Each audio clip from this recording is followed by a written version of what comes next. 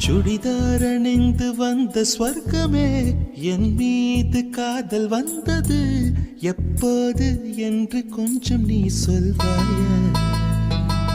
நீ சொல்வாயா நீ சொல்